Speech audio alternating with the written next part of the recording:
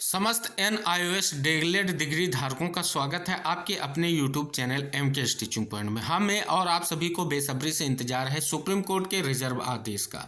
बात कर लें तो इससे पहले हम आपको अवगत कराएंगे कि जो मानक और मान्यताएं NCT और RTE में संशोधन करके लाई गई थी वो प्रावधान भी निर्णायक होंगे और उन प्रावधानों के प्रति अभ्यर्थियों का उत्तरदायित्व क्या है, ये सारी जानकारियाँ रहेंगी। और जो प्रावधान बनाए गए थे उन्हीं के माध्यम और उन्हीं के अनुरूप जो है ये प्रशिक्षण कराया गया। आखिरकार इनके लिए जो है इतना जो है कहीं ना कहीं सरकारें क्यों जो है असंतुष्टता का प्रभाव दे रही हैं, क्यों नहीं उनको प्राथमिक शिक्षक भर्ती में मौका दिए जाने की स्थिति को आगे बढ़ा रही हैं, जबकि हाईकोर्ट के आदेश आ रहे हैं। लगातार प्रयास यही है कि उनको मौका दिया जाए, लेकिन ये सुप्रीम कोर्ट में जो अब सुनवाई होकर के फैसला सुरक्षित हुआ उसका वेट हो रहा है कि रिजर्व ऑर्डर आए और स्पष्ट हो सके। लेकिन अगर बात करें तो कुछ ऐसे मानक हैं जो कहीं ना कहीं हाई कोर्ट की सुनवाई के दौरान उन पर विचार किया गया।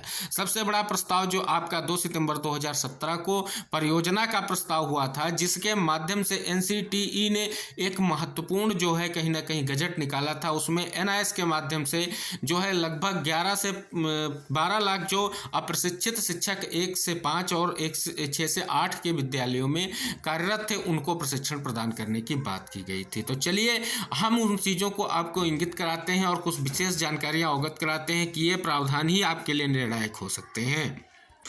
तो ये वो मानक का प्रस्ताव है जिसके आधार पर MHRD के द्वारा महत्वपूर्ण दिशा निर्देश के बाद जो है दूरस्थ शिक्षा यानी ODL मोड के माध्यम से जो है कहीं ना कहीं अप्रशिक्षित शिक्षकों को ये प्रशिक्षण प्रदान किए जाने की बात की गई थी।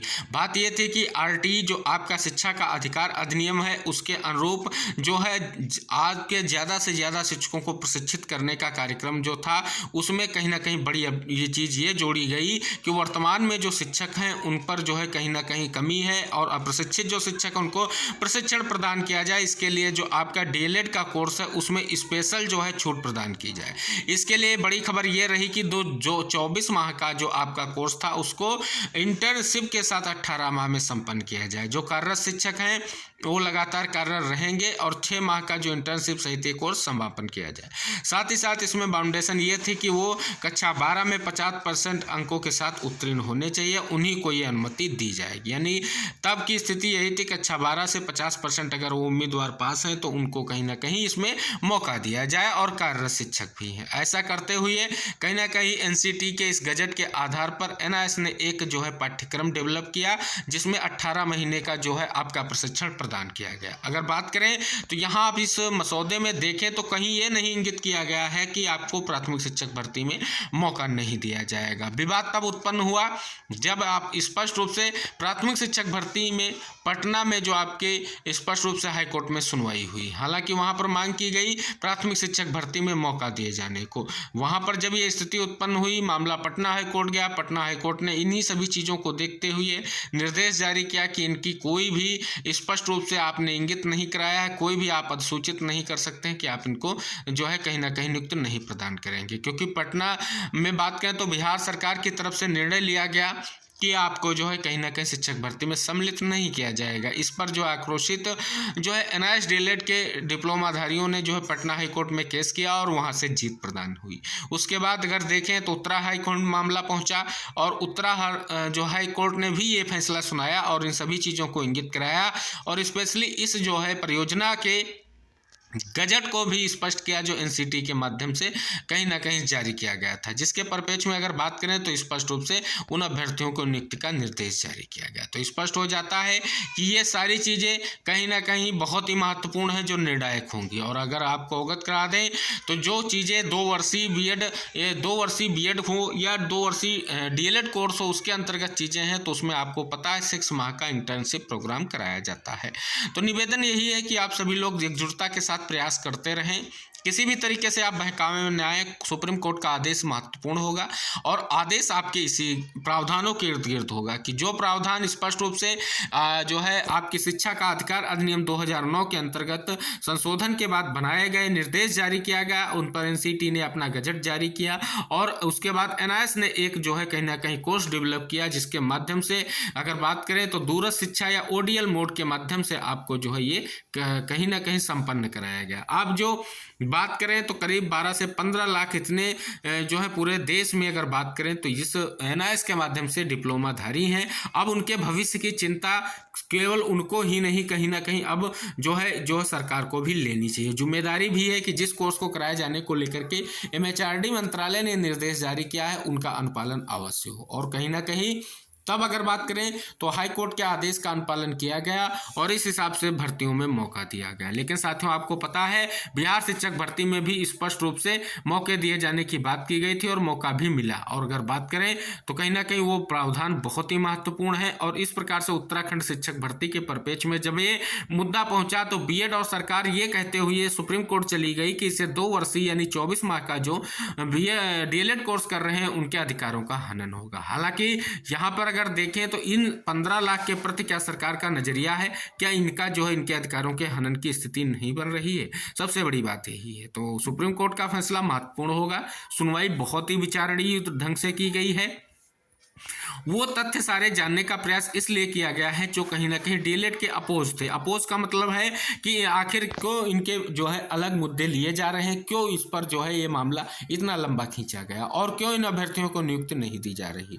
विशेष तौर पर आप सभी को अवगत करा दें, कहीं ना कहीं जिन अभ्यर्थियों ने ये DLED का कोर्स कंप्लीट किया है और CTET वगैरह जो है क्लियर कर लिया है या किसी भी राज्य का जो आपका टेट होता है उसको क्लियर कर लिया है, तो वो बिल्कुल आश्वस्त रहें। उनको किसी भी तरीके से कहीं भी अगर वो चयनित हैं तो उनको बाहर नहीं किया जाएगा और प्राथमिक शिक्षक भर्ती में जरूर मौका दिया जाएगा। ये प्रावधान स्पष्ट कर रहे हैं कि भर्ती में आपको मौका अवश्य दिया जाएगा, आप चाहे किसी भी तरीके से यहाँ पर देख लें। और अगर बात करें तो सारी चीज़ें स्पष्ट रूप से इंगित कर दी गई हैं। तो कहीं ना कहीं ये स्पष्ट होता है अब अभ्यर्थियों को अपने तरीके से जो भी चीज़ें थी उन्हें बहुत ही मजबूती के साथ सुप्रीम कोर्ट तक लड़ाई लड़ी है और उसका निष्कर्ष भी आपके लिए सकारात्मक ही होगा। क्योंकि अगर बात करें तो आपको बहुत सारे माध्यमों से बताया जाता है कि सुप्रीम कोर्ट में सुनवाई हुई और NIS के DLED डिग्री धारकों को बाहर करने की बात की गई। पुरानी एक जो है कहीं ना कहीं सूचना को भी लगातार वायरल किया गया कि जो है 18 माह का कोर्स जो है ना तो बिहार शिक्षक भर्ती की बहाली में संपन्न होगा ना ही मान्य होगा। लेकिन ये पूर्व का था जिसको लेकर के बाद में पटना हाईकोर्ट ने आदेश किया और उसका जो है कहीं ना कहीं निर्णय बदला और सरकारों ने अपने जो है शासनादेश भी बदले। इस हिसाब से स्पष्ट हो रहा है कहीं ना कहीं एक महत्वपूर्ण विषय है और आप सभी को छूट जरूर प्रदान की जाएगी। आपकी जो भी चीजें हैं वो स्थिति स्पष्ट होंगी। अब एक महत्वपूर्ण तथ्य आपको अवगत करा दें कि 2 वर्षीय जो DLED डिग्री धारक वो क्यों चाह रहे हैं कि NIS के अभ्यर्थी बाहर हो। आप देखें तो 15 लाख ऐसे अभ्यर्थी हैं जो विभिन्न राज्यों से हैं। उत्तर प्रदेश में भी लाखों में संख्या ये है जो कहीं ना कहीं NIS के माध्यम से DLED किए हुए हैं। तो ये नहीं चाह रहे हैं कि किसी भी तरीके से यहाँ पर सुप्रीम कोर्ट के आदेश में NIS के माध्यम से DLED अभ्यर्थियों को अलाउ किया जाए, छूट प्रदान की जाए, जिससे उनके साथ साथ वो अभ्यर्थी भी जो है चयन प्रक्रिया में आ जाएं, जो फाइट बढ़ जाए। क्योंकि बीएड बाहर हो चुका है तो इससे स्पष्ट हो जाता है कि वो यही चाह रहे हैं कि ये भी इसकी भी मान्यता ना दी जाए जिससे वो स्पष्ट हो सके। लेकिन बाकायदा आप देखें तो सारा पत्र वगैरह सारा कुछ एनसीटी के द्वारा स्पष्ट कर दिया गया है, सब कुछ है, गजट भी है, शासनादेश भी है। तो आप किस आधार से कह सकते हैं कि इसका अनुपालन नहीं किया जाएगा। अगर बात करें कि एक पॉइंट ये भी बनता है कि इनका माध्यम जो था एनआईएस के माध्यम से डीएलएड कराया गया, अब क्या प्राथमिक शिक्षक भर्ती पर मौके की स्थिति क्या बन रही। तो साथियों मौका बिल्कुल मिलेगा, स्पष्ट रूप से मिलेगा, क्योंकि अगर इनको मौका नहीं दिया जाएगा तो आखिर आपने प्रशिक्षण क्यों कराया है, ये भी आपके लिए बहुत बड़ा जो है कहीं ना कहीं स्थिति बनेगी। तो सरकार के लिए ये सबसे बड़ी बात है कि 15 लाख को प्रशिक्षण दिया है तो उनको कहीं ना कहीं आपको नियुक्ति प्रदान करनी है। अगर आप इस तरीके से बाहर करने की बात करेंगे तो कहीं ना कहीं उनके भविष्य के साथ खिलवाड़ होगा, फिर उनके प्रशिक्षण प्राप्त करने का सबसे बड़ा क्या फायदा रहेगा, नतीजा क्या रहेगा, उनकी नियुक्ति कर नहीं हो सकेगी। तो ये सारी चीज़ें हैं जो आपके प्रावधानों के अधीन है और प्रावधानों के अधीन आपको अवगत करा दें तो कोर्ट का जो भी डिसीजन होगा आपके जो है कहीं ना कहीं स्पष्ट रूप से आर्गुमेंट पर होता है, जो चीज़ें स्पष्ट होती उनके आधार पर होता है। तो यहाँ पर किसी भी तरीके से ये नहीं कहा गया कि प्रशिक्षण के उपरांत इनको किसी भी तरीके से नियुक्ति नहीं दी जाएगी। अगर प्रशिक्षण दे करके नियुक्ति नहीं देनी है तो क्यों ये प्रशिक्षण प्रदान किया गया, सबसे बड़ा मुद्दा है। ये सारी चीजें हैं तो सभी को अवगत करा दें, आप सभी लोग आश्वस्त रहें, वेट करें ऑर्डर आने तक, और प्रयास यही रहेगा जो भी छोटी से छोटी और महत्वपूर्ण जानकारियां आपकी भर्ती से होंगी या आपके लिए होंगी हम आपको जरूर अवगत कराएंगे, चाहे वो कोर्ट के माध्यम से आ रही हो, चाहे आपके लिए पूर्व में इंगित की गई हुई चीजें हों जो इंपॉर्टेंट रहेंगी, वो बहुत ही महत्वपूर्ण है। तो साथियों निवेदन है वीडियो को शेयर कीजिएगा उन सभी साथियों तक जो कहीं ना कहीं इस महत्वपूर्ण आपकी NIS डीएलएड डिग्री धारक हैं और कहीं ना कहीं वेट कर रहे हैं कि उनके लिए महत्वपूर्ण फैसला आए। तो सभी साथियों से निवेदन करेंगे वीडियो को शेयर करके चैनल को सब्सक्राइब जरूर कर लें, क्योंकि हम महत्वपूर्ण अपडेट ऐसे ही आपको लगातार ला करके और देने वाले हैं, जिससे आप सभी लोगों के लिए महत्वपूर्ण चीजें इंगित हो सके। निवेदन और आशा के साथ अगले वीडियो में हम फिर उपस्थित होंगे। तब तक के लिए टेक केयर, बाय बाय, जय हिंद साथियों।